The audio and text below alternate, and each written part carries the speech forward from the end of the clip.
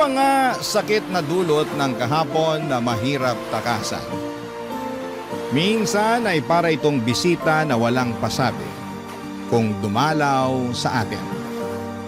Ikaw, kabarangay, meron ka bang masakit na nakaraan na hinding-hindi malilimutan? Dear Papa Dudut, good day po sa inyo at sa mga nakikinig ng programa ninyong Barangay Love Stories. Ako nga pala si Edgar, 35 years old at taga Quezon City. Hindi po talaga ako mahilig sa radyo, pero isang beses ay napakinggan ko ikaw, Papa Dudut, sa taxi na sinasakyan ko nung pauwi na ako sa bahay namin.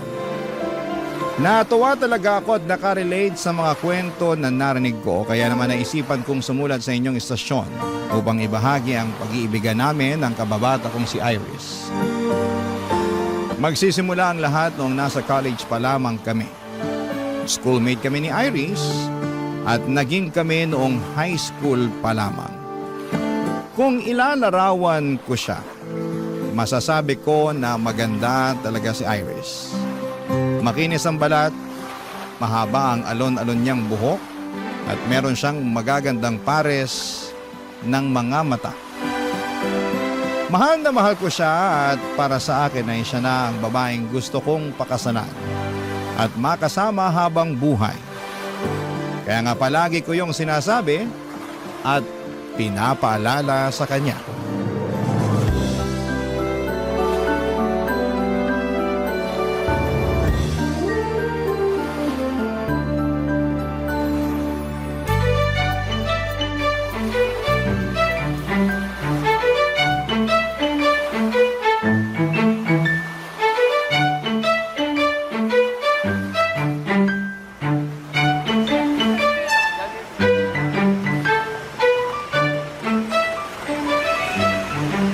Nagustuhan mo ba yung fishball sauce nila Manong dito? Ay oo, ang sarap.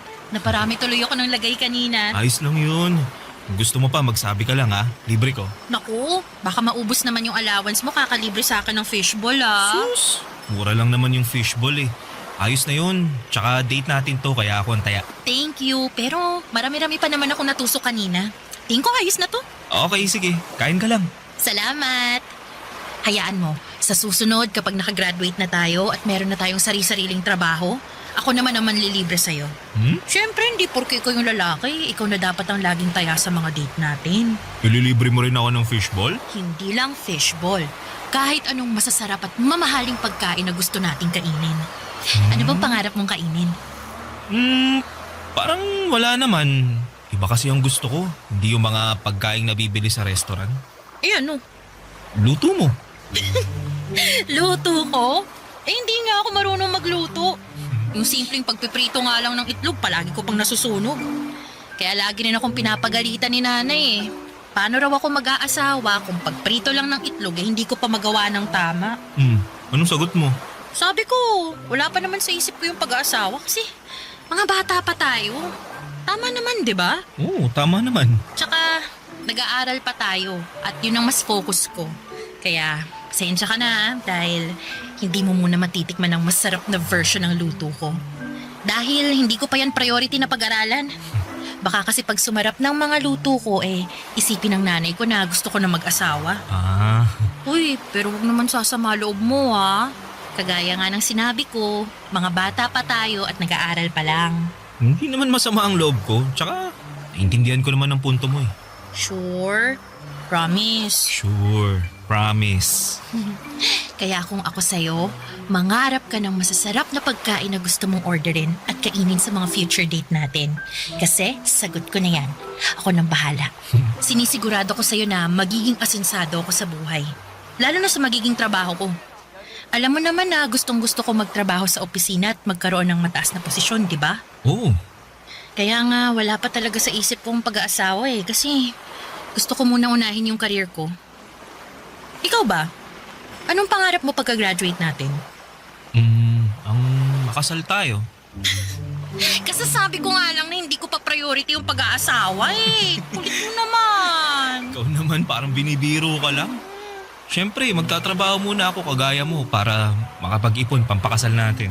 Naku, wag ka agad mag-ipon pampakasal natin. Mag-ipon ka muna para sa sarili mo. Ano namang gagawin ko sa perang yun? Marami. Pwede mong gamiting investment. Pwede kang bumili ng mga property, ganun.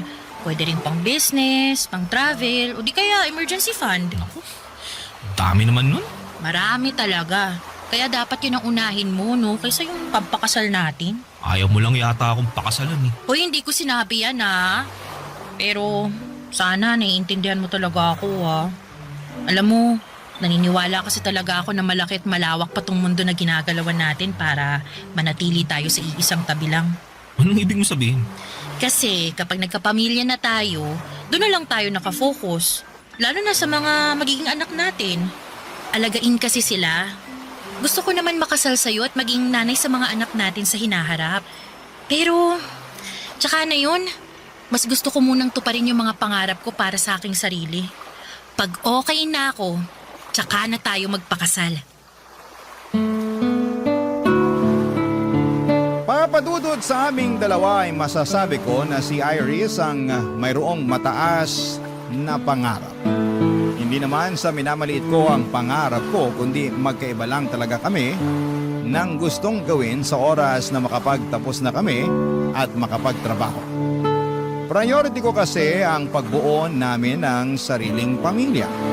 Samantalang si Iris ay gusto munang bumuo ng career, bagay na sinusuportahan ko rin naman. Hindi nga nagtagal ay natupad na nga ang isa sa mga pangarap namin ni Iris nang makapagtapos kami sa kolehiyo. At makalipas lamang ang isang linggo ay nabalitaan ko na may job interview na si Iris mula sa kumpanya na matagal na pala niyang inaplayan. Samantalang ako ay gusto munang magpahinga dahil nakakapagod mag-aral ng ilang taon. Noong natanggap ni Iris ang trabaho ay saka naman ako nag-apply ng mapapasukan. Hindi nagtagal, pareho na kaming may sariling trabaho at makaraan ng 2 taon ay nag-decide na kaming mag-live-in papadudot.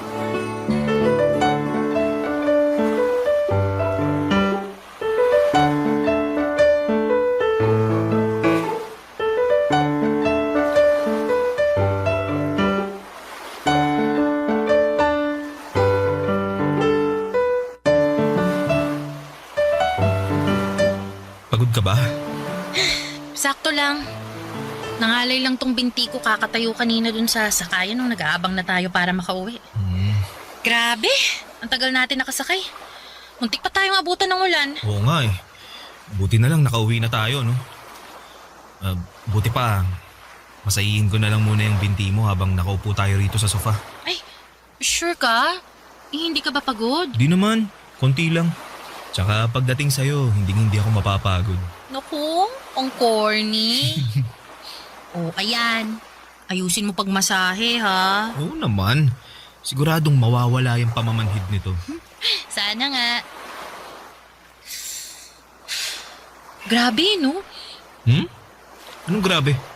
Ang saya-saya ni Laika at Dion dun sa kasal nila kanina. Kala mo naman hindi ka muntik maghiwalay dahil kailangan pumunta ni Dion sa Australia para magtrabaho. Kilala naman natin si Laika na hindi talaga kayang LDR, di ba? Pero nakaya pa rin naman niya dahil sobrang faithful din kasi ni Dion. Never din niyang pinaramdam kay Laika na malayo sila sa isa't isa. Piruin mo, araw-araw tumatawag at nagve-video call. Ganun naman talaga mga taong nagmamahalan. Walang distansya ang makakahadlang. Kaya nga bilib din ako sa relasyon nila kasi nagawa pa rin nilang harapin yung mga takot at agam-agam nila sa mga sarili nila para sa future nila. Yang si Dion, ayaw niyan sana magtrabaho sa ibang bansa kasi nga raw iba yung kultura doon kaysa dito sa Pilipinas. Tsaka kakagraduate lang natin noon, aalis agad siya. Si Laika naman, ayaw sa LDR pero sumugal pa rin sila. Sabi sa akin ni Laika pareho raw nilang pinag-ipunan ni Dion yung ginastos sa kasal nila. Pero mas malaki pa rin daw dun yung parte ni Dion. Tapos meron din daw silang kanya-kanyang savings at meron din para sa magiging anak nila. Galing, no? Nakakatuwa sila. Oo nga, nakakatuwa nga. Tayo kaya, no? Anong tayo? Kailan kaya tayo? Ikakasal? Sira? Hindi. Eh ano, magkaka-baby. Gusto mo ngayon na, unahan na natin yung dalawa. Hoy, ayoko pa. Pero kapi naman sa pagtutol. Sorry naman. Pero seryoso ba yun? Na ayaw mo pang magka-baby tayo? Oo, seryoso. Pero hindi naman na tayo mga bata eh. Tsaka nakatira na tayo sa isang bubong na parang mag-asawa. Parang pa lang, pero hindi pa tayo kasal. O edi, will you marry me? Sira? Ikaw talaga, no? Anong ako? Seryoso ko rito, nagpo-propose ako sa'yo. Talaga? Eh bakit walang sing-sing? Anong wala? Meron, teka. Kukunin ko ah. Uy, sandali! Uy, joke lang! Joke lang kasi! Anong joke lang? Alam ko naman na may sing-sing ka na dyan kasi... Kasi nakita ako nung nakaraang araw nung nag-aayos ako ng kwarto natin. Hala, nakita mo? Ibig sabihin, inosorpresa yun. Ayos lang naman, pero hindi pa rin naman ako handang magpakasal sa'yo eh. Kaya, okay lang din na wag ka muna mag-propose. Hanep ah. Di pa nga ako nagpo-propose, rejected na ako agad. Hindi naman sa ganun, pero sana naiintindihan mo, Edgar. Naiintindihan ko naman na hindi ka pa handa na magkapamilya tayo. Tsaka, yung sing-sing na yun, andun lang naman yun. Di yun mawawala. Nakatabi lang yun kung kailan ka na handa. Thanks, Edgar. Tsaka, salamat din sa pagmasahe ng binti ko ah. Medyo nawala na nga yung ngalay. Wala nga naman. Buti pa, maliligo na ako para makatulog na tayo. Okay, sige. Lock mo yung banyo. Baka pasukin kita. Sira ka talaga.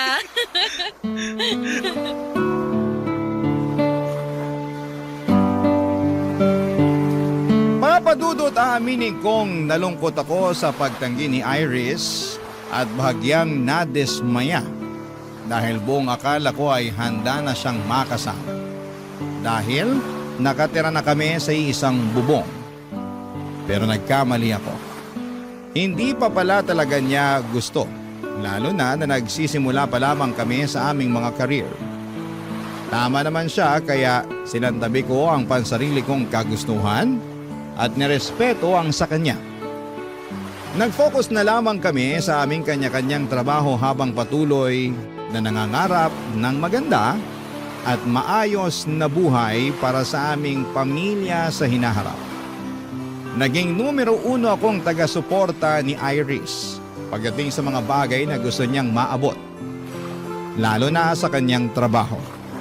Labis ko rin siyang hinahangaan dahil nakita ko sa kanya ang determinasyon na matupad ang mga pangarap niya. Barangay Love Stories. Barangay Love Stories.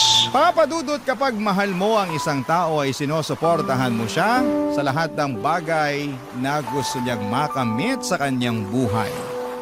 Basta hindi yon nakakasama sa kanya at sa inyong relasyon. Yun kasi ang paniniwala ko. Kaya nga buong buo kong sinusuportahan si Iris sa pangarap niya habang pinagsisikapang matupadin ang sarili kong pangarap.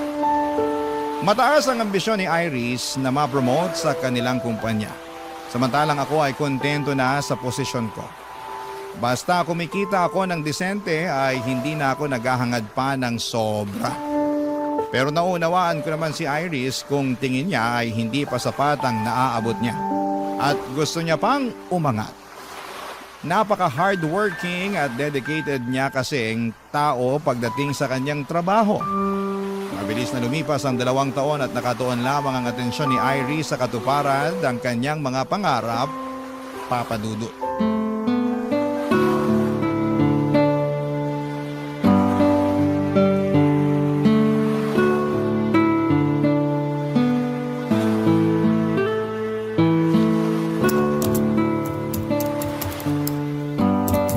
Babe, kanina ka pa dyan sa harap ng laptop mo ah.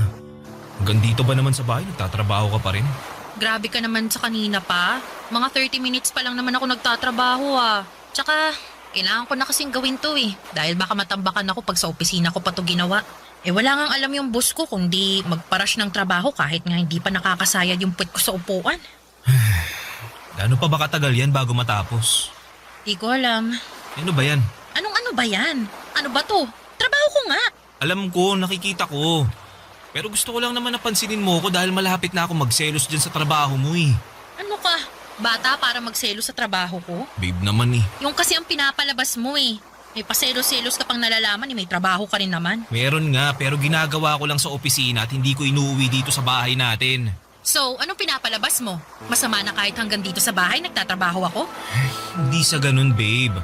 Pero ang akin lang sana magkaroon naman tayo ng quality time. Yun bang tayo lang at wala kang trabahong ginagawa? Anong tayo lang? Eh magkasama naman tayo sa bahay ah.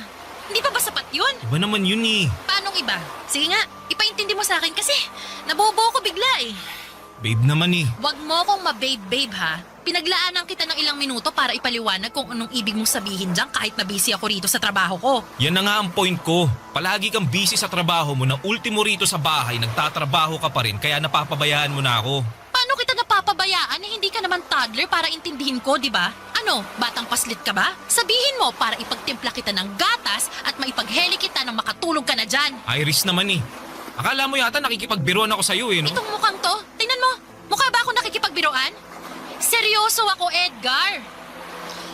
Alam mo, inistorbo mo na nga ako rito sa ginagawa ko. Sinira mo pa yung mood ko.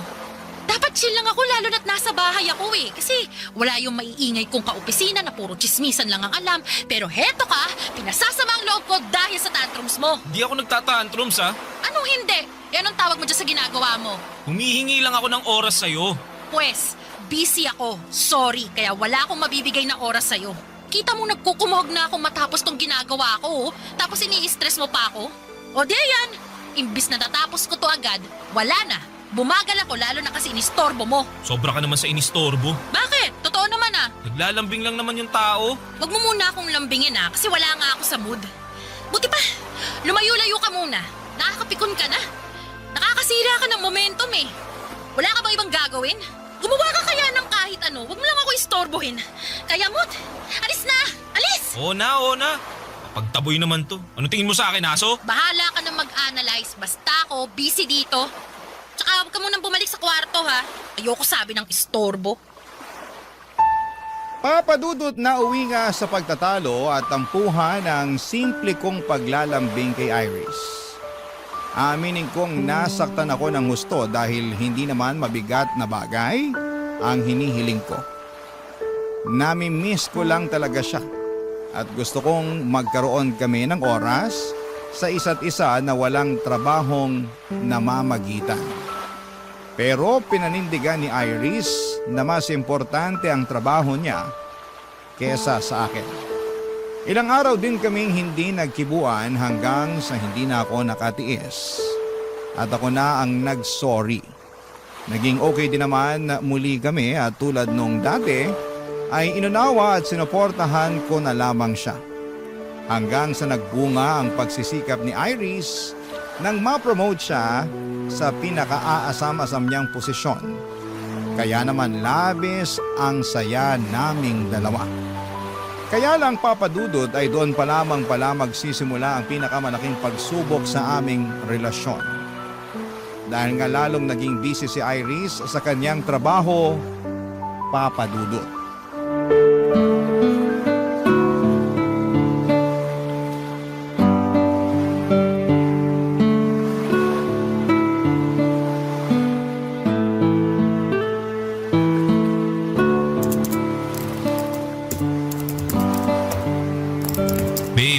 Bakit nakatuto ka na naman sa laptop mo?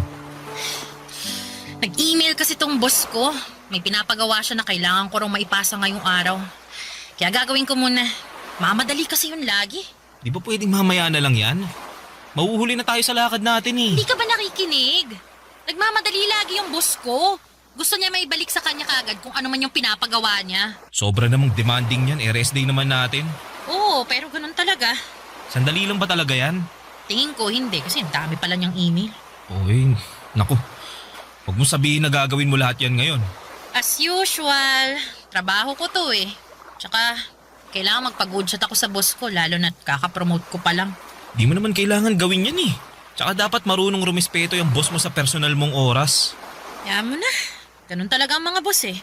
Tsaka sila rin naman, hindi uso yung personal na oras pag nagdedemand ang may-ari ng kumpanya. Kahit na, hindi naman tayo robot na nakaprogram lang para gumawa ng trabaho na iuutos nila. Tao tayo, no? Yung ka na naman eh. Ako na naman. Hindi mo na naman naiintindihan yung trabaho ko. Palibasa, hindi mo maranasang maging busy sa buhay mo. Di naman yata tama na ikumpara mo yung trabaho ko sa trabaho mo. Hindi ko naman kinukumpara.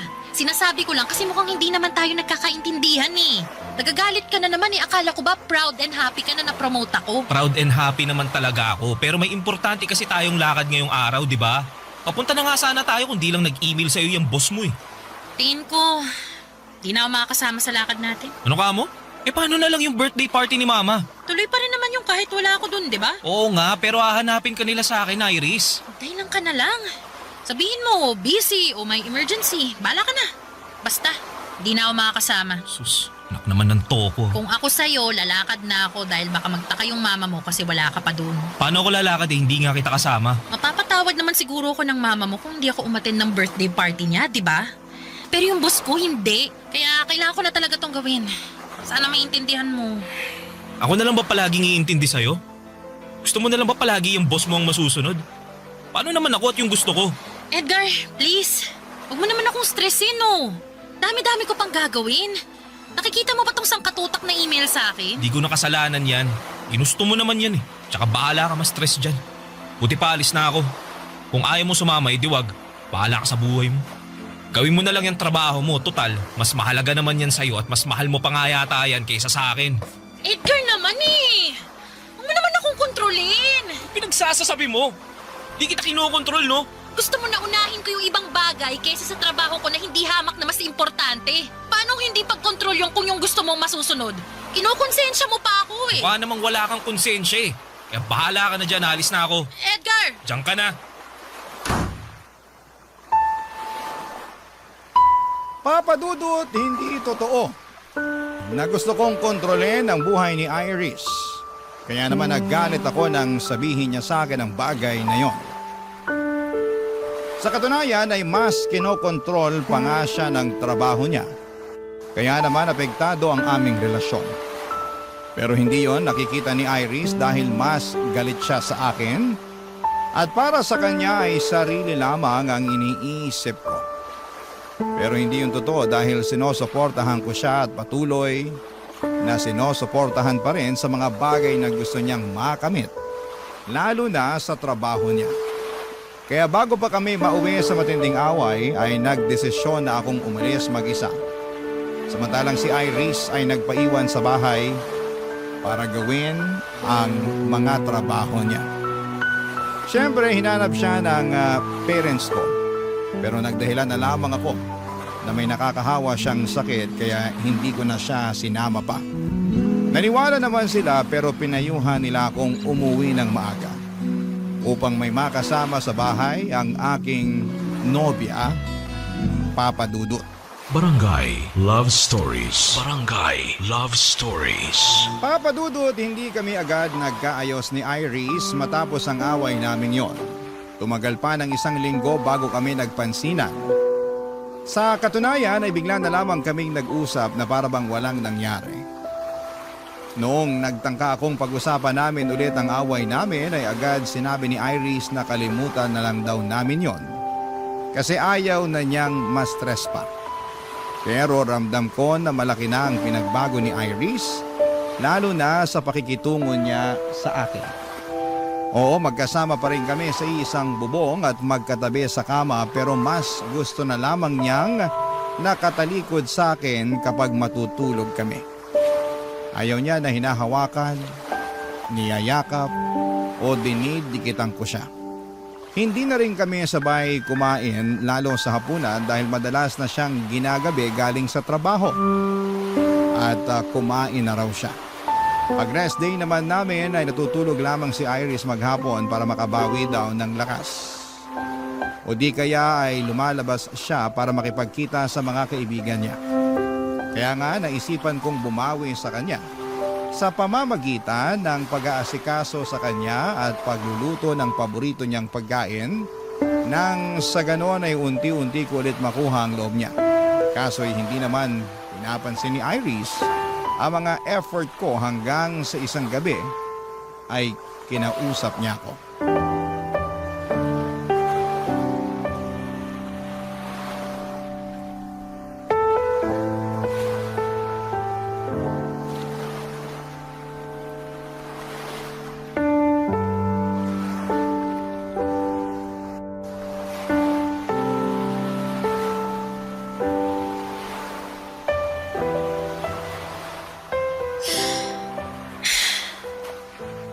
Pwede bang mag-usap tayo? Mag-uusap na tayo ah. Ano pa bang klaseng pag-uusap yung gusto mo? Seryoso ako ah. Huwag mo kong pinipiloso po. Pagod ako galing sa trabaho mo ng dagdagan. Please lang. Kasalanan ko na naman. Eh ikaw lang naman yung nagpapakapagod sa trabaho mo na akala mo pamamanahan ka sa kumpanya nyo. Kaya ganyan ka umasta. Anong sabi mo? Akala mo ba hindi ko napapansin na simula nung na-promote ka, mas lalo ka nang naging busy? Kahit nga nandito ka sa bahay, hindi ka pa rin makausap ng matino. Dahil kung hindi ka nagtatrabaho, natutulog ka naman maghapon. O kaya nakatutok sa cellphone mo o lumalabas kasama yung mga kaibigan mo. Pati ba naman yung mga bagay na ginagawa ko para sa sarili ko, sinisita mo pa rin? Ako nga hindi nakikialam sa mga ginagawa mo eh. Kung may labas ka na kasama mga kaibigan mo, nakarinig ka ba sa akin ng reklamo? Wala naman, di ba? Wala nga. Kasi alam mo kung anong tingin ko? Ano? Na wala kang pakialam sa akin. Ano, tama ako, no? Sagutin mo ako, tama ako, no? Oo na! Oo na, tama ka! Wala na nga akong pakialam sa'yo at sa kung ano pang gusto mong gawin sa buhay mo. Bakit? Dahil kinain ka na ng sistema mo sa trabaho mo? Totoo, di ba? Sabihin mo. Dahil hindi na kita mahal. Anong sinabi mo? Hindi mo na ako mahal? Oo. Hindi na. Kailan pa? Matagal-tagal na rin. Bakit ngayon mo lang sinabi? Kasi nga, tinitimbang ko pa yung nararamdaman ko eh. Baka napagod lang ako, ganun. Na kapag pinahinga ko naman magiging okay tayo. Na manunumbalik ulit yung pagmamahal ko sa'yo katulad ng dati. Pero, hindi eh. Hindi na talaga at mas lumayo pa yung loob ko sa'yo tuwing nag-aaway tayo. Wala lang akong sinasabi pero naiipon na yun sa loob ko eh. Hanggang sa isang araw, nagising na lang ako. Wala na talaga. Ayoko nang subukang ayusin yung relasyon natin. Mas mabuti pa na maghiwalay na lang tayo. Maghiwalay? Oo, Edgar. Sorry pero sana maintindihan mo. Malayong-malayo na tayo sa dating tayo eh. Tsaka, tingin ko, hindi ko mabibigay yung pamilya na matagal mo nang gusto kasi nga, mas nakafocus ako sa career ko. Masaya naman ako sa ginagawa ko kaya naisasantabi kita. Na-realize ko na ang unfair ko sa iyo kasi pinaghintay kita ng matagal pero hindi pa rin pala sapat yun. Iris, please. Baka nabibigla ka lang. Pag-usapan muna natin to. Please. Hindi ako nabibigla. Seryoso na ako sa desisyon ko. Kaya, sana maintindihan mo yun. I'm really, really sorry, Edgar. I'm really sorry.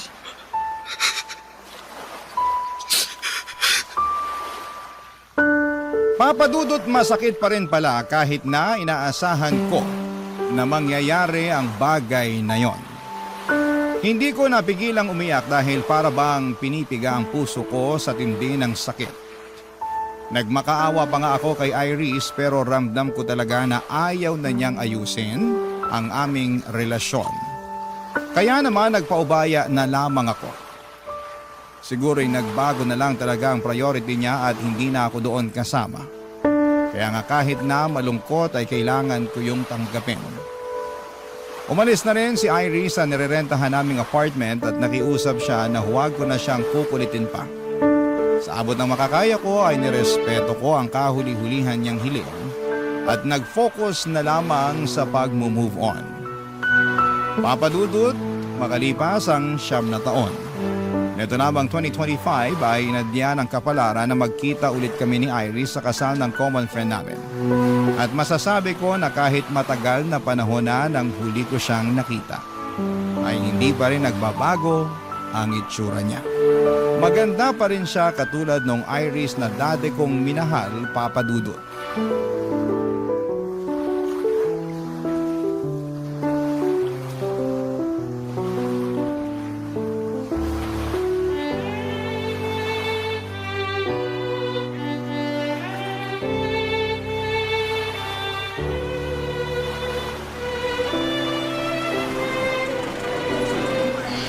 I'm sorry, Edgar, pero matagal na akong kinakain ng konsensya ko eh. At naisip ko na matatahimik lang ako pag nakausap kita at nasabi ko sa iyo yung totoo. Kaya nga, sinamantala ko na yung pagkakataon para makita tayo rito sa kasal ng kaibigan natin. Ano ba yung sasabihin mo? I'm sorry kasi nag-cheat ako nun sa relasyon natin. Ha? Akala ko ba nawalan ka lang ng pagmamahal sa akin?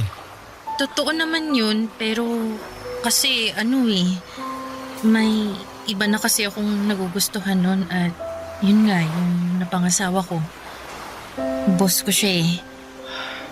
Simula nung napromote ako nun sa trabaho palagi na kaming magkasama. Mas madalas pa nga kaming magkasama kaysa sa atin kahit nakatira tayo sa iisang bubong. Tapos, ayun, hindi ko na napigilang mahulog sa kanya kasi mabait naman pala siya. Alaga, maaalalahanin. Bakit? Ganon din naman ako, di ba? Oo, pero malaki pa rin ang kaibahan niyo dahil mas mataas yung pangarap ng boss ko. Hindi kagaya mo na kontento lang sa kung anong meron ka. Linawin ko lang hindi naman masama yung gusto mo Oo, pero hindi tayo pareho ng gusto. Kaya mas nagustuhan mo yung tao na katulad mo. Ganun na nga. Kaya nga humihingi ako ng tawad sa'yo. Matagal na panahon na rin naman ng lumipas. Hindi na natin maibabalik yung nakaraan. Siguro, meron din talaga akong pagkukulang. Kasi masyado akong nakampante sa mga gusto ko.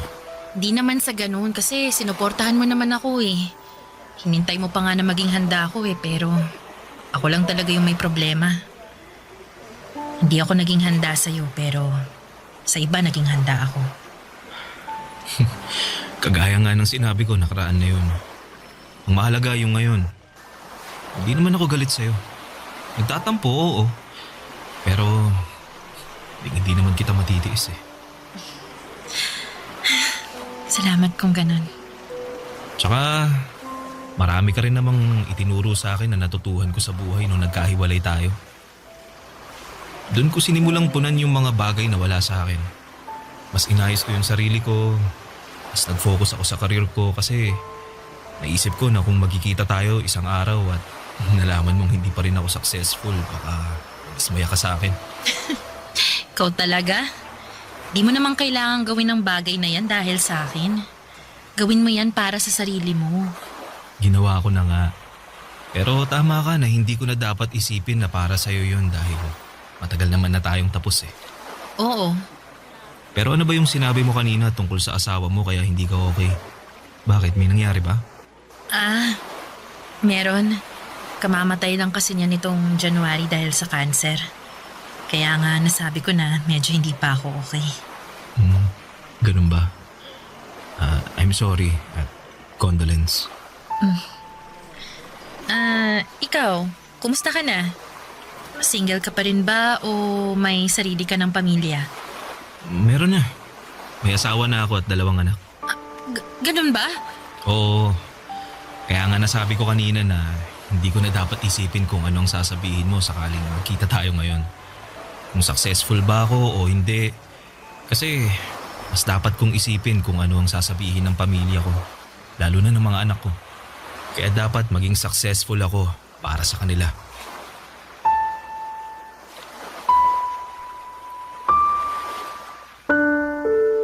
Papadudot na putol na ang pag-uusap namin ni Iris nang tawagin siya ng isa naming kaibigan. Nag-excuse naman ako dahil tumawag ang misis ko ng mga panahong yon. At pagkatapos, nalaman ko na lamang na umuwi na pala si Iris.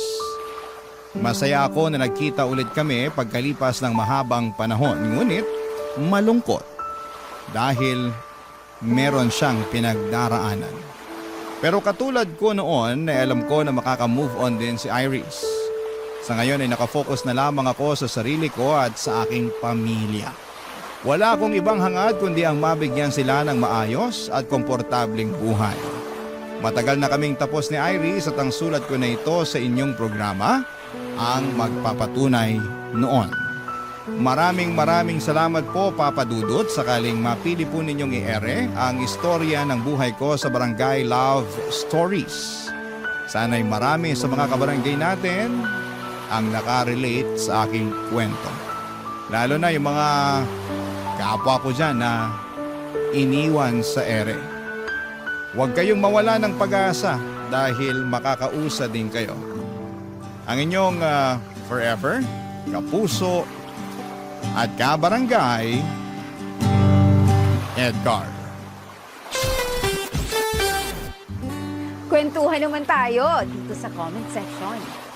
Ang mga kwento ng pag-ibig, kwento ng buhay, at kwento ng pag-asa dito sa Barangay Love Stories.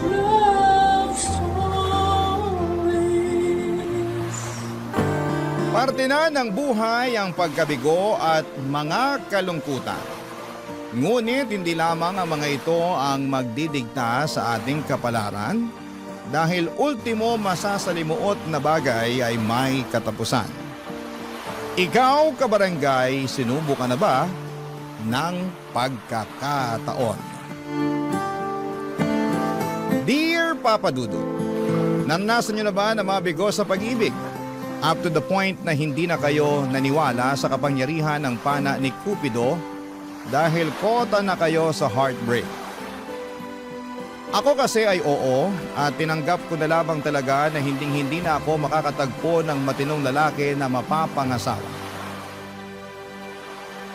Pero bago tayo mag-dive sa masalimuot kong love life, ay pabati muna po Papa Dudut ng isang magandang araw sa mga katulad kong avid listener ng Barangay Love Stories. Ako nga pala si Emmy. Simpleng babae na taga 13 Martires, Cavite. Kaka 36 ko lamang this year at kasama ko sa munti naming tindahan ang maganda kong Mamas Celia na fan ni Papa Dudut.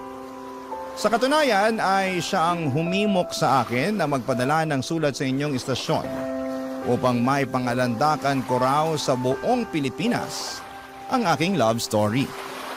Kagaya ng sinabi ko kanina ay medyo hindi talaga ako sineswerte pagdating sa aspetong yon ng buhay ko. At ang mama ko nga ang saksi sa bawat luha na iniiyak ko, sa bawat maling lalaki na nakikilala ko.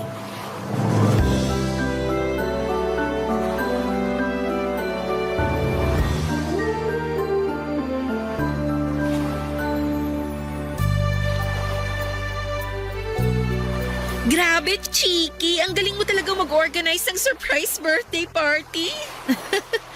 Hindi naman masyado. Pero sa tingin mo, nagustuhan ni Olan yung ginawa kong party para sa kanya? Oo naman.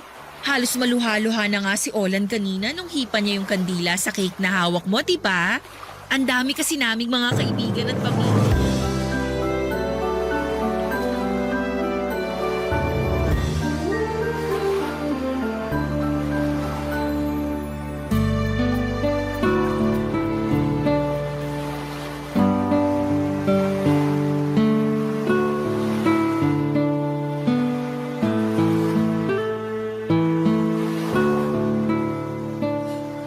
Tapos ayun, nagkahulihan na kaming tatlo. Oh, ano nangyari? Siyempre nagalit ako. Gustong-gusto ko siyang sampalin. Pero pinigilan ko lang yung sarili ko kasi di niyo naman ako pinalaking bayolente, di ba? Oo, pero pag agrabyado ka na, dapat lumaban ka pa rin. Naku, kung ako yan, hindi lang sampal ang aabutin sa akin ng tukmol na yon. Baka pagpira-pirasuhin ko pa sila ng babae niya. Naisip ko nga rin yan pero emosyonal na talaga ako nung time na yun, ma. At saka, imbis na gawin sa kanila yun, di iniyak ko na lang. Pero nagawa ko pa rin naman siyang papiliin kung ako ba o yung babae niya. Kaso, yung babae niya yung pinili niya. Tahan na, anak. Baka pag may pumasok na customer, mapagkamalan kang inaabuso dyan. Akala ko ba naka-close yung signage ko sa lunch break? Ay, oo nga pala. Ay, oo siya, sige na. Umiyak ka lang dyan. Ilabas mo lang lahat-lahat ng hinanakit mo kaysa naman maipon pa't bumigat ang dibdib mo. O, nandito lang ang mama mo. Kakampi mo ako. Salamat, ma. Pero ang sakit-sakit lang talaga Akala ko kasi siya na, pero hindi pa rin pala. Akala ko iba siya sa 3 kong ex na niloko lang din ako. Pero mas masawal pa pala siya. Sobrang sakit ng ginawa niya sa akin, ma. Durog na durog ang puso ko. Hindi lang naman ikaw ang tininaydor ng tukmol na yon. Ako rin na nanay mo. Kasi naniwala ako at nagtiwala sa intensyon niya at pagmamahal sa'yo. Tapos kamukat-mukat sasakan ka lang pala niya ng gusto.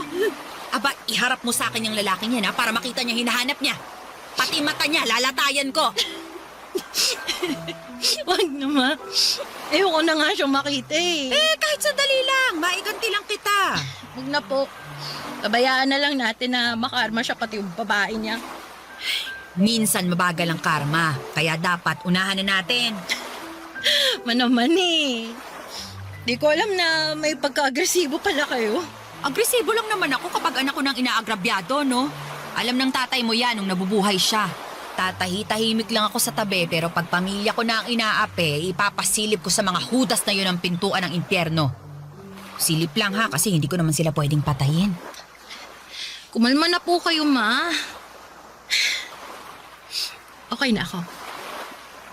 Nahimasmasan na ako kasi naiyak ko na lahat Salamat din po, ma. Kasi lagi kayong nakikinig sa drama ng buhay pag-ibig ko. Wala namang kaso yun kasi nanay mo naman ako. Pero naaawa ko sa'yo dahil lagi na lang ganyan ang nangyayari sa buhay pag-ibig mo. Mabait ka namang bata at walang inaapakang tao. Kaya bakit ba? Pagka malas-malas mo sa mga lalaking nakikilala mo? Ewan ko nga po kung bakit Pero baka sa ina po to na tigilan ko ng pakikipagkilala at pagbo-boyfriend kasi baka hindi talaga ako para sa pag-aasawa. Ibig mong sabihin ayos na sa'yong tumandang dalaga. Wala naman po sigurong problema doon, diba? Wala nga, pero hindi ba pwedeng magpabuntis ka na lang? Kahit wala na yung asawa kasi sakit lang naman sila ng ulo mo Tsaka para lang may apo na ako, anak. Ewan ko sa inyo, ma. Kung ano-ano na lang sinasabi niyo. Biro lang. Hindi ko naman nilalahat na manlolokong mga lalaki. Meron pa rin namang mga kagaya ng tatay mo na loyal talaga sa asawa. Kaya lang dahil sa sobrang bait ng taong yun maagang kinuha sa atin ng Diyos. Pero ayun nga, naniniwala ako na makakatagpo ka rin ng matinong lalaki. Yung mamahalin ka ng tunay, aalagaan, irerespeto at siya na rin nawang makakasama mo hanggang pagtanda mo. Ay nako, suntok na lang po siguro sa buwan kung mangyayari pa yun. Basta ako, sinusumpa kong hindi na ako mai-inlove para hindi na rin ako masaktan.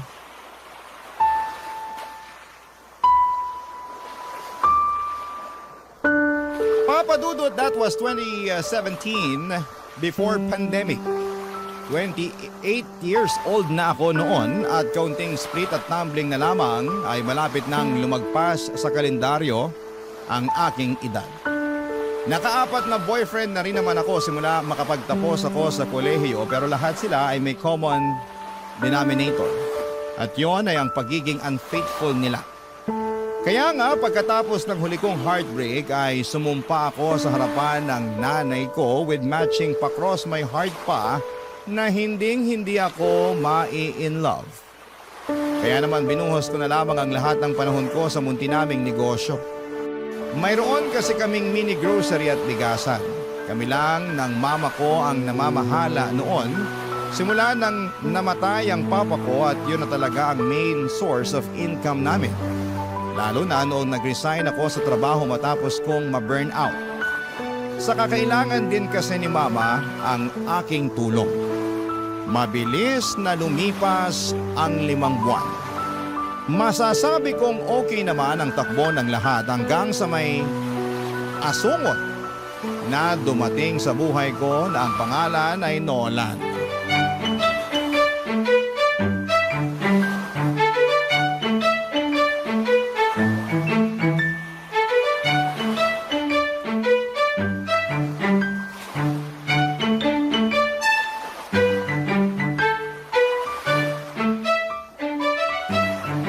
Pabili po ako ng soft drink, tenderang maganda. Pwede bang bumili ka na lang ng walang kasamang daldal? Dami mong sinasabi. Akin na yung soft drink mo. Ipapunch ko na. Ayan Ito lang ba? oh. Sa'yo tong dalawa? Hindi, isa lang sa akin dyan kasi sa'yo talaga yung isa. Sige na, kunin mo na. Ha? Bakit binilhan mo pa ako? Gusto ko lang. Libre ko yan sa'yo, tanggapin mo na. Saka para may panulak dito sa dalawang bibingka. Eto. Para sa akin talaga to. Oo. Dumaan kasi ako sa palengke kanina tapos naalala ko na paborito mo yung bibingka. Kaya bumili ako para dalhan ka. Sakto, 3:00 na ng hapon. Pang merienda mo. Ikaw talaga. Nag-abala ka pa. Tss, wala yun, ikaw naman. Saka alam mo naman na masaya ako pag nakikita kang kumakain, di ba? Bigla na lang ako nabubusog. Naku! Ang corny mo naman. Pero salamat dito Na-appreciate ko. Pero ang dami naman ito. 3 bibingin ka pa talaga. Kasi kay mama mo yung isa. Sa'yo yung 2. Di ko pa rin to mauubos kaya tag-isa na tayo. Sige na. Kunin mo na to kasi mukhang wala kang pambara dyan sa soft drink mo Sige na nga, pero pwede ba akong magmerienda rito sa tindahan nyo para sabay na tayo? Ay, pwede. Para naman hindi na malungkot tong anak kong kumakain mag-isa.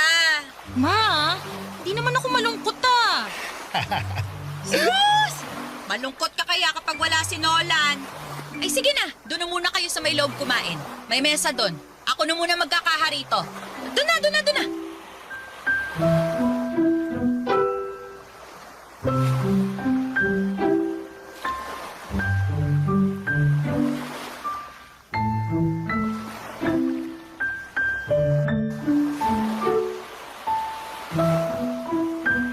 Ma, kayo na mag-closing? Okay na kayo rito? Oo na, kayang-kaya ko na to. Sige po, aalis na ako. Diretso ka na ba sa bahay niyan? Opo, para makapagluto na ako ng hapunan natin. May bago akong recipe na susubukang lutuin. Siguruhin mo lang na masarap yan, ha? Kailan pa ba ako nagluto ng hindi masarap? Paalala lang naman. O siya, mag-iingat ka na. Gandang gabi po, Aling Celia. At sa'yo na rin, Emmy. O, magandang gabi rin, Nolan. May bibilhin ka ba? Naku, wala po. Ang totoo, nandito ako para sunduin si Emmy kasi plano ko siyang ihatid sa bahay niyo. Kaya naman pala. Hala, hindi ako nagpapahatid sa kanya, ma. Paano mo nalaman na uuwi ako ng ganitong oras, ha? Anong paanong nalaman nabanggit mo kaya kanina nung nagmemeryenda tayo. Sabi mo, uuwi ka ng maaga kasi magluluto ka. May nakita ka mong bagong recipe online. Yun naman pala, anak. Hayaan mo na si Nolan na ihatid ka para alam ko na ligtas ka makakarating sa bahay. Naku, baka saan mo ko dadalhin? Lagot ka talaga sa akin. Aling Celia, yung anak niyo mukhang may iba pang gustong puntahan, no? Hoy, tumigil ka nga. Wala po ako ibang gustong puntahan, ma. Wala naman akong sinabi, Tsaka malaki ka na. At may tiwala naman ako dyan kay Nolan. Oo, narinig mo yon? May tiwala sa akin mama mo. Pangako po, Aling Celia. Iingatan ko ang anak niyo at ihahatid ko siya ng ligtas sa bahay niyo. Papa Dudut, nagtatrabaho si Nolan bilang construction worker sa isang commercial building na ginagawa di kalayuan sa aming tindahan. At palagi sila ng mga kasamahan niya na bumibili na makakain at maiinom sa amin. Masasabi kong mabait si Nolan, Papa Dudut, magalang, lalo na sa mga nakakatanda, kaya nga tuwang-tuwa sa kanya ang mama ko. Bukod doon ay gentleman din siya at asikasong-asikaso niya ako, lalo na sa tuwing inihahatid niya ako sa bahay namin. May kalayuan din kasi ang tinitirhan namin ni Mama sa tindahan namin at maraming aso sa daanan. Kaya naman very thankful ako kay Nola noon. Kasi siya ang nagiging pananggalang ko. Biro lang. That time, isang buwan na akong nililigawan ni Nolan. Alam ko na sumumpa ako noon na hindi na mai-in love. Pero ibang atake ng pagdating ni Nolan sa buhay ko. Hindi kagaya ng mga ex-boyfriend ko ay hindi bumilis ang tibok ng puso ko at wala akong nakitang imaginary fireworks nang magtama ang aming mga paningin. Sa halip ay pagkayamot ang naramdaman ko matapos niyang kindatan agad ako. Pero nung unti-unti ko na siyang nakikilala, ay pawang kapayapaan na ng puso ko ang dala niya sa aking buhay, Papa Dudut. Barangay Love Stories. Barangay Love Stories. At dahil nga sa pagiging Maginoo ni Nolan ay nagka-developan kami, Papa Dudut. Oo, nagustuhan ko rin naman siya, pero ayaw ko naman agad ibigay ang matamis kong oo sa kanya nang hindi niya pinaghihirapan yon. Ano siya, sinuswerte? Kaya nga sinabi ko na kung gusto niya akong maging kasintahan ay ligawan muna niya ako. Bagay na ginawa naman niya at ipinagpaalam na rin sa mama ko. Sa loob ng isang buwan na panliligaw ni Nolan ay nakilala ko siya ng husto. Nalaman ko na taga Agusan del Sur ang kanya at doon siya pinanganak at lumaki. Pero dahil sa hirap ng buhay ay sumama siya sa kanyang tiyuhin noong lumawas ito sa Maynila. Bago siya naging construction worker ay marami na ring trabaho ang pinasok ni Nolan, pero dahil sa contractual lamang siya, kaya panandalian lamang ang mga ito. Sa totoo lang ay walang kaso sa akin ang pagiging construction worker niya, pero sa ibang tao ay meron, Papa Dudut.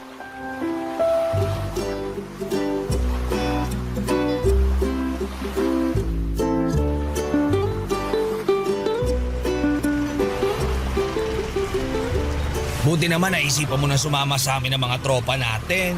Hirap mo na mayayain lumabas sa totoo lang. Kaya ito, sinundo na kita para wala ka ng kawala. Grabe naman yung parang wala na akong kawala, Mon. Pero mas grabe ka kasi daig mo pa yung artista sa hirap mong hanapan ng bakanting oras para mailabas. Miss ka na namin kakwentuhan, no? Inis ko na rin naman kayo. Kaso, alam mo naman na walang katulong si Mama sa tindahan namin, di ba? Buti na nga lang nandyan yung pinsang ko na kinuha muna niyang tindera kasi gusto raw mamasukan ngayong bakasyon. Kaya ito, may oras na ako para lumabas. Buti naman. Emmy! Emmy! Hello? Ay, sino yun? Oh, Nolan! Ikaw pala! Nolan? Sabi na, ikaw yan eh. Papunta na sana ako sa tindahan nyo para makita ka pero ikaw ang nakita ko rito ngayon sa kalsada. May pupuntahan ka ba? Oo, meron nga. At saka kasama ko si Mond, kaibigan ko. Mond, si Nolan. Nolan, si Mond. Ay, hello. Bale, lalabas kami at kikitain yung iba naming kaibigan. Ah, ganun ba? Sayang, may dala pa naman ako suma, no?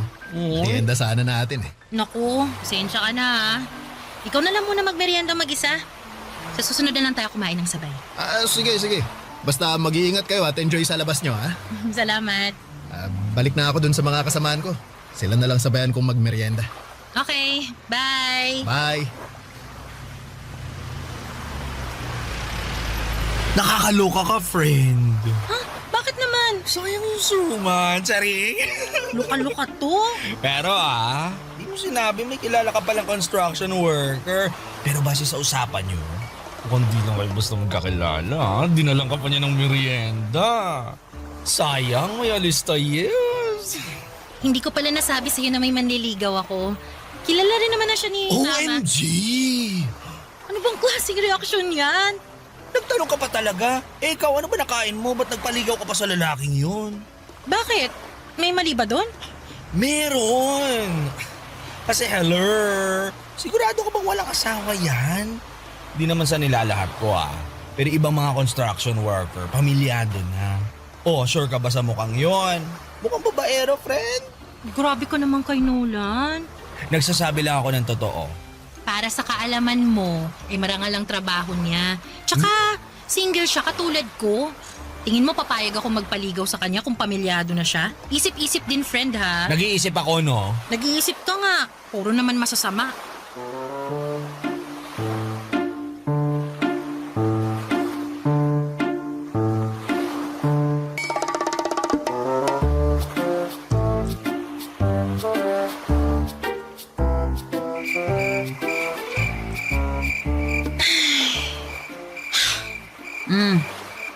Kanino ko pa napapansin yung pagbubuntong hininga mo dyan, anak ka? May problema ba? Wala naman po, ma. Hindi ako naniniwala na wala, kaya sabihin mo na sa akin. Makikinig ako. Salamat, ma. The best talaga kayo. Tipong wala pa akong sinasabi, pero ramdam niyo nang may pinagdadaanan ako. Eh ano pat anak kita at nanay mo ko, di ba? Ano ba kasing nangyari? May problema ba kayo ni Nolan? Wala po kaming problema ni Nolan. Ang totoo, gusto ko na nga po siyang sagutin eh. Kaya lang, nagdadalawang isip ako. Sabi kasi ng mga kaibigan ko, wala raw akong future sa kanya. Dahil ganun lang yung trabaho niya. Kesyo ano raw ba tinapos ni Nolan? Tapos pinagpipilitan pa nila na babaero daw yung mga nagko-construction. Sabay hirit na hindi naman daw nila nilalahat. Saan ka ba nagdadalawang isip? Sa sinabi nila tungkol kay Nolan? Tapos na-realize mo na tama sila? O sa pagmamahal mo dun sa tao kahit na kasasabi mo lang na gusto mo na siyang sagutin? Hindi naman po sa nagdadalawang isip ako. Katunayan, sigurado po ako na mahal ko na si Nolan.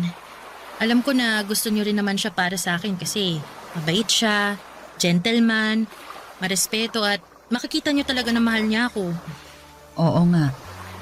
Kaya lang, nalulungkot lang talaga ako dahil ganun yung tingin sa kanya ng ibang tao. Lalo na ng mga kaibigan ko. Ibig mong sabihin, nag-aalinlangan ka kasi ano na nga lang ba ang sasabihin ng iba sakaling sagutin mo siya. Tama? Ganun na nga po, ma. Pero hindi naman silang nasa relasyon, anak. Kayong dalawa ni Nolan. At wala naman silang alam sa mga bagay na nagawa at naiparamdam sa'yo ni Nolan. Kung may alaman sila, mababaw lang. Kakaunti, kumbaga. Kasi ikaw yung lubos na nakakakilala sa kanya. Dapat talaga tinitikom na lang nila ang mga bibig nila kung wala naman silang mabuting sasabihin. Maling-mali ang manghusga lalo na kung ang basihan lamang nila itsura at estado ng isang tao. Hindi naman tayo pare-pareho ng kapalaran. Kaya anak, kung mahal mo si Nolan, huwag kang matakot ituloy anuman ang meron kayo. Kasi ang importante, masaya ka. Masaya kayo. Yun lang ang isipin mo at wala ng iba.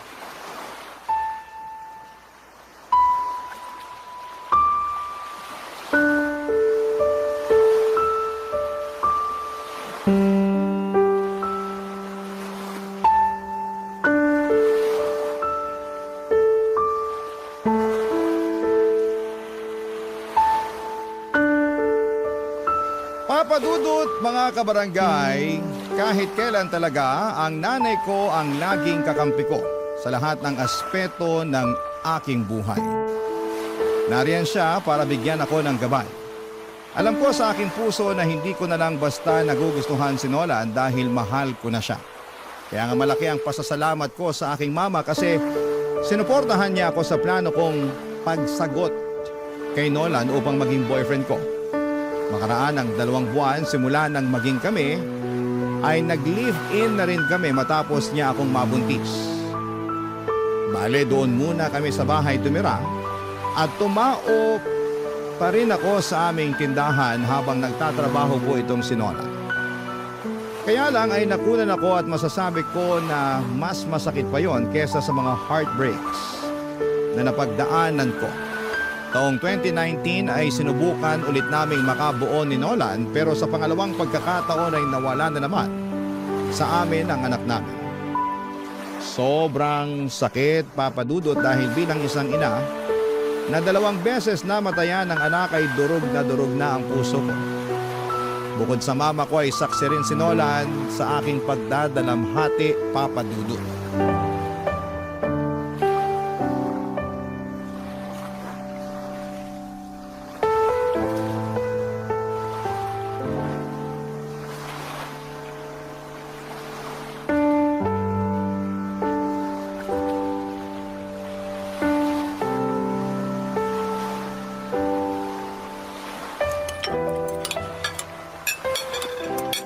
Oh, bakit hindi ka kumakain, mahal?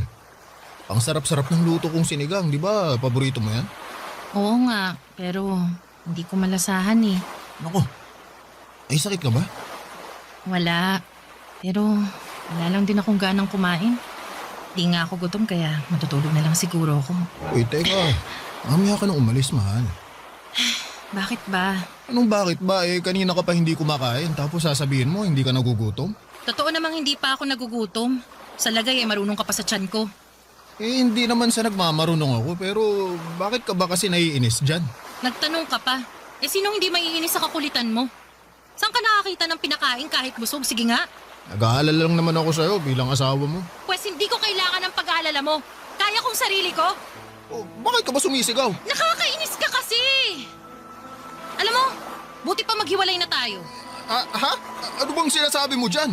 Sabi ko maghiwalay na lang tayo. Kasi wala namang saysay yung pagsasama natin dahil wala tayong anak. Diba? 2 beses na akong nakunan. Ibig sabihin, walang kakayahan ang lintik na matres na to na magdala ng bata. Kaya laging nalalaglag at nawawala sa atin. Kaya naisip ko na baka ayaw talaga tayong bigyan ng anak. Kaya nga hiwalayan mo na lang ako para makahanap ka ng babaeng kaya kang gawing tatay. Bakit ko naman gagawin yun? Mahal kita. Hindi ka ba nakikinig? Hindi nga kita kayang gawing tatay. Hindi kita kayang bigyan ng anak kasi nga may problema yata tong matres ko. 2 anak na natin yung nawala sa atin, Nolan. At kahit na gustuhin ko pang subukan ulit natin, natatakot na ako baka maulit lang yung nangyari. Ang sakit-sakit sa akin.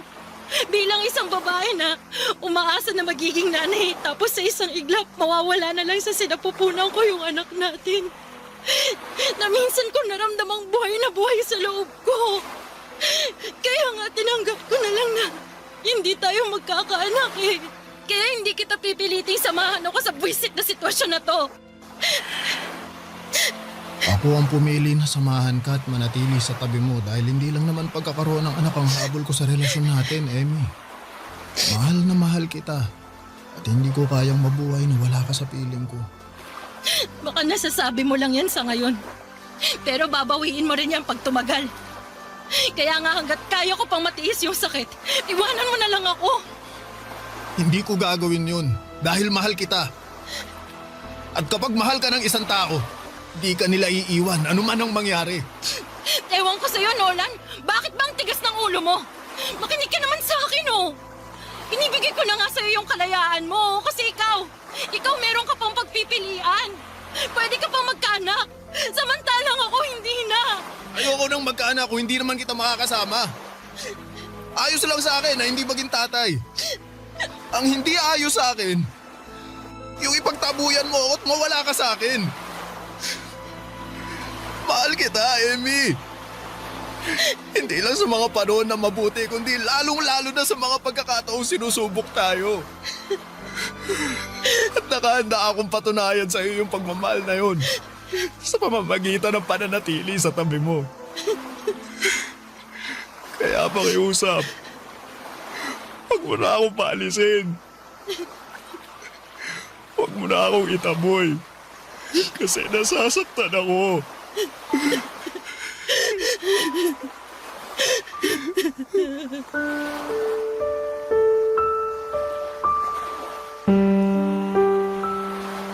Papadudot kahit kailan ay hindi ko pinagdudahan ang intensyon at pagmamahal sa akin ni Nolan.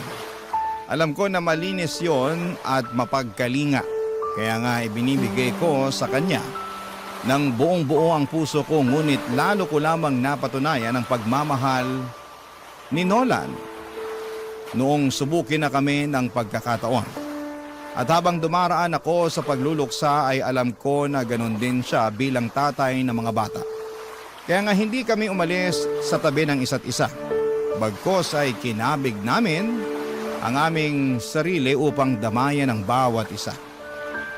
Noong taong ding yon, makalipas lamang ang 3 buwan ay nagpakasal kami ni Nolan, Papa Dudut.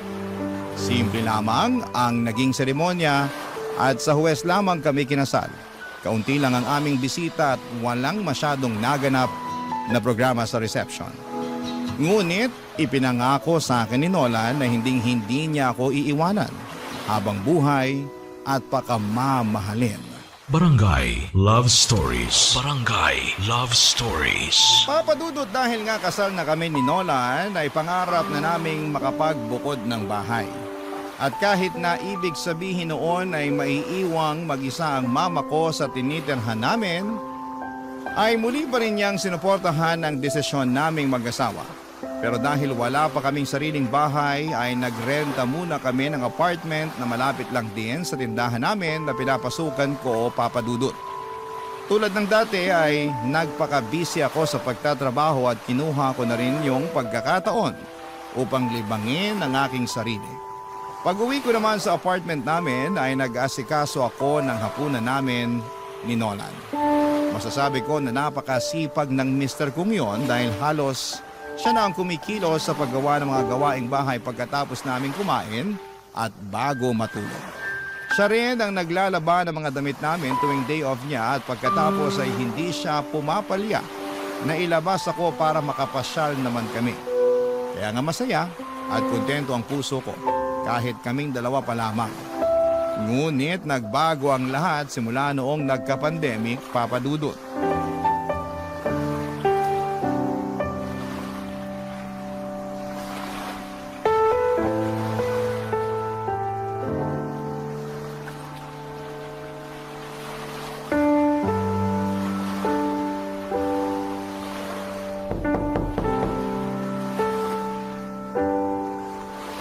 Nandiyan na! Ay, mahal. Hello, mahal. Ako nang bahala mag-disinfect ng sapatos mo dyan sa labas. Pasok ka na kasi mukhang pagod na pagod ka eh. Oo nga, hinahanap na ng puwet ko yung upuan eh. Upo ka muna tapos mag-spray ka ng alcohol. Isasara ko na muna tong pinto. O sige. Gusto mo ng tubig? Mamaya na, di naman ako nauuhaw. Pero pwede bang mag-usap tayo kasi may sasabihin sana ako. Ano yun? Teka, uupo muna ako.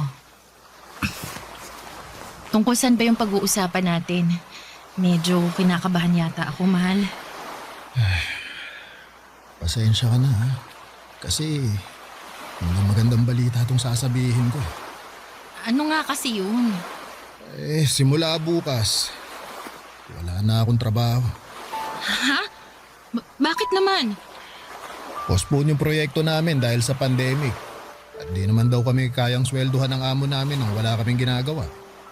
Sabi nila, ipapatawag na lang daw kami pag naging maluwag na yung quarantine. Pero sino ba naman ang nakakaalam kung kailan mangyayari yun, di ba? Saka tinapat na kami ng forma namin na baka matagalan pa yun. Kaya mabuti pa, maghanap-hanap na raw kami ng ibang pagkakakitaan. Naku, ang hirap pa naman maghanap ng bagong trabaho ngayon dahil sa higpit ng quarantine. Oo nga, pero hindi naman tayo pwedeng tumigil at umasa na lang sa ayuda ng gobyerno dahil matagal pa yun. Kaya nga may naiisip akong gawin eh, kaso hindi ko alam kung paano ko sisimulan. Sige lang, sabihin mo sa akin. Baka makatulong ako. Gusto ko sanang mag-apply na rider. Yung bang nagde-deliver ng pagkain at kung ano-anong pasabay na pwedeng bilhin sa labas. Uso naman yun ngayon, lalo kailangan ng mga tao dahil nga limitado pa yung pwedeng lumabas, di ba? Kaya lang, ang problema, wala akong motor eh. Naisip ko namang hiram sa tsuhin ko pero hindi pa ako nakakapagsabi. Kaya lang, sabi mo nga, di ba? Uso yun ngayon, kaya baka ginagamit din ng tsuhin mo yung motor niya. Ay, buti pa, kay mama tayo manghiram. Hindi ng motor kasi wala naman siya nun eh. Yung pera pambili ng motor. Kahit yung mumurahin lang. Uy, naku, wag na. Nakakaya naman sa mama mo, mahal. Hindi yun. Akong bahala. Tsaka sigurado naman ako na maiintindihan ni mama yung sitwasyon eh. Subukan lang natin. Kung may papahiram siya, edi salamat. Kung wala, salamat pa rin. Ay, kunin ko lang yung cellphone ko. Tawagan ko siya.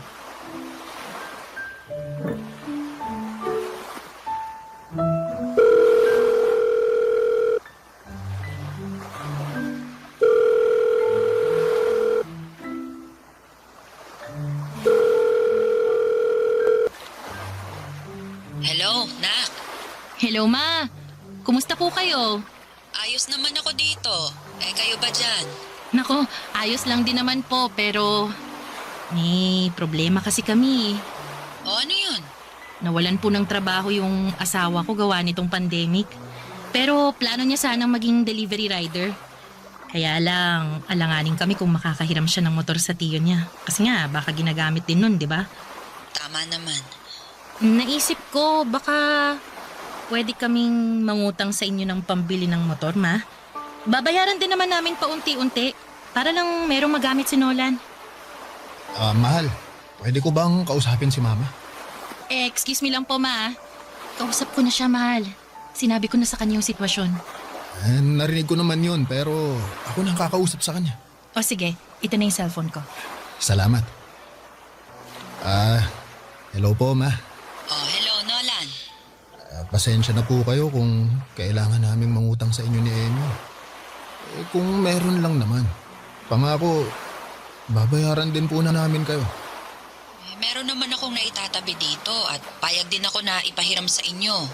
Tsaka huwag ka nang humingi ng pasensya dyan dahil hindi naman natin kontrolado ang sitwasyon. Ang mahalaga ay nagsisikap tayo at gumagawa ng paraan para mabuhay kahit na walang kasiguraduhan ang mga nangyayari.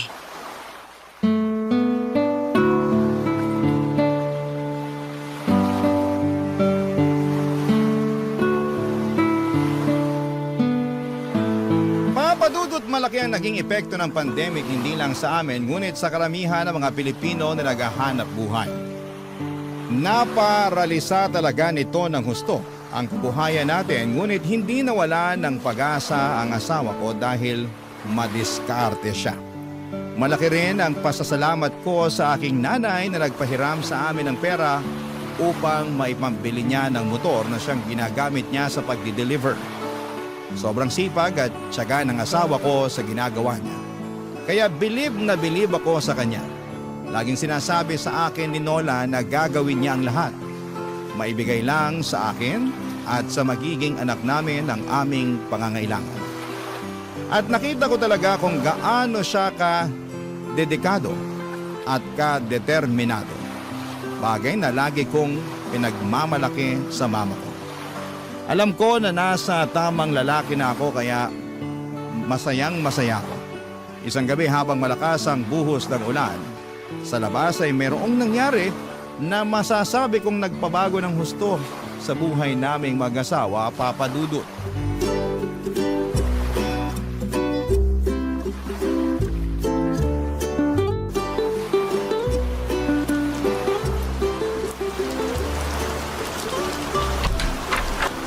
Ay naku! Basang-basa ka na sa ulan, mahal. Oo nga eh. Ang lakas, hindi kinaya ng kapote ko kaya umuwi na lang ako. Sayang tuloy yung extra na kikitain ko. Hayaan mo na muna yun kung ganyan naman kadelikado sa labas. Tsaka siguradong wala rin namang o-order dahil maaawa naman sila sa mga rider na susuong sa napakalakas na ulan na yan, no? Ay, teka. Kuha ko ng tuwalya para makapagpunas ka na.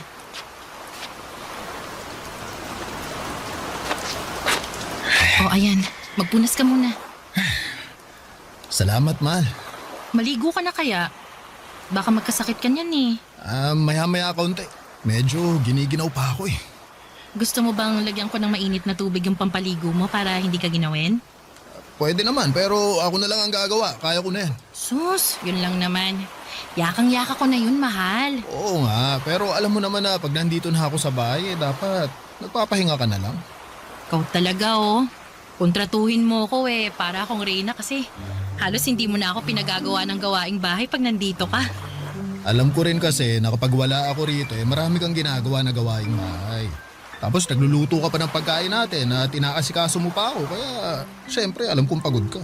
Pero gawain naman talaga ng mga asawang babae yun, di ba? Ang maglinis ng bahay, paglutuan ng pagkain, at asikasuhin ang asawa nilang lalaki. Oo, pero kapag kaya naman ng mga asawang lalaki, sila na ang gumawa. Hindi naman pambabae lang na gawain ang mga gawaing bahay, di ba? Kaya stay put ka lang dyan. Magpahinga ka at ako na ang mag-iinit ng tubig maya-maya. Oh, sige. Pero hindi naman ako pagod ngayon eh. Hindi ako masyadong gumawa ng gawaing bahay, mahal. Oh, mabuti yun kasi nung isang araw naglampaso ka ng sahig at nagkuskus ng mga dumi-dumi dyan sa pader natin. Oo, kasi alam mo namang ayoko sa marumi. Kaya nga. Pero hindi naman ako pagod ngayon eh. Hindi ako masyadong gumawa ng gawaing bahay, mahal. Oh, mabuti yun kasi nung isang araw naglampaso ka ng sahig at nagkuskus ng mga dumi-dumi dyan sa pader natin. Oo, kaya nga. Pero may rason talaga kung bakit hindi ako nagpapakapagod ngayon. Kahit na may mga gawaing bahay pa akong dapat gawin. Teka, bakit? May sakit ka ba? Masama pakiramdam mo kaya hindi ka nagkikikilos? Hindi O, kalmahan mo lang. Wala akong sakit, pero tama ka na masama ang pakiramdam ko simula pa kaninang umaga. Sa katunayan, pabalik-balik nga ako sa lababo kasi naduduwal ako. May nakain ka bang nagpasama sa sikmura mo? Saka hanggang ngayon ba? Masakit ba yan tiyan mo? Sabihin mo sa akin, mahal, para itatakbo na kita sa ospital agad. Kasasabi ko lang nakalmahan mo, di ba? Paano ako kakalmay ka mo? Nagsusukat, naduduwal ka. Teka ha? Anong nasa isip mo? Pwedeng mali pero baka lang naman tama. Sige, ano nga yun? Buntis ka ba? Ako, sagutin mo na, mahal. Para kung hindi, itatakbo na talaga kita sa ospital. Hoy! Hindi mo na kailangan gawin yun kasi ayos lang naman ako. Tsaka, oo, tama ka nga kasi buntis ako. Magiging tatay na ako! Ang saya-saya ko! Ako rin naman, mahal. Masaya-masaya rin ako pero hindi ko pa rin mapigilang mag-alala kasi baka maulit lang ulit yung mga nangyari dati. Natatakot ako pero mas nananaig pa rin yung kasiyahan kasi nga magkakaanak na tayo. Amy, natatakot din ako pero ipagpasa Diyos na lang natin ang lahat. Gawin pa rin natin yung makakaya natin para maalagaan natin si baby habang nasa tiyan mo pa. Pero syempre, kagustuhan pa rin ng Diyos ang masusunod. Oo, alam ko, mahal. Basta tanggapin na lang natin ano man yung mangyari. Pero umasa pa rin tayo na sa pagkakataong to Sana mabigay talaga sa atin ng Diyos yung regalo na matagal na nating hiling. Oo nga, mahal. Sana nga.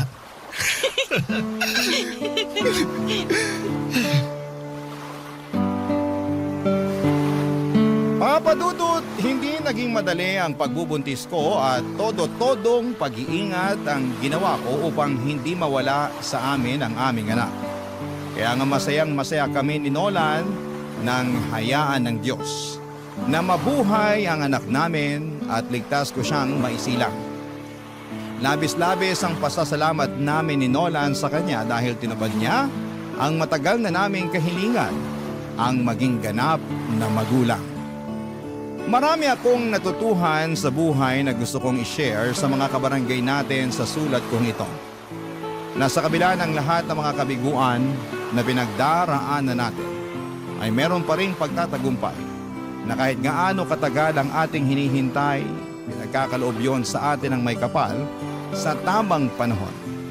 Kagaya na lamang ng baby namin ni Nola na matagal ding naming hiniling. Mayahalin tulad ko siya sa isang espesyal na padala ng Diyos dahil siya ang regalo niya sa amin. Hanggang dito na lamang po ang sulat ko, Papa Dudut. Maraming salamat. Sakali pong mapili po ninyong i-ere sa Barangay Love Stories ang aming kwento.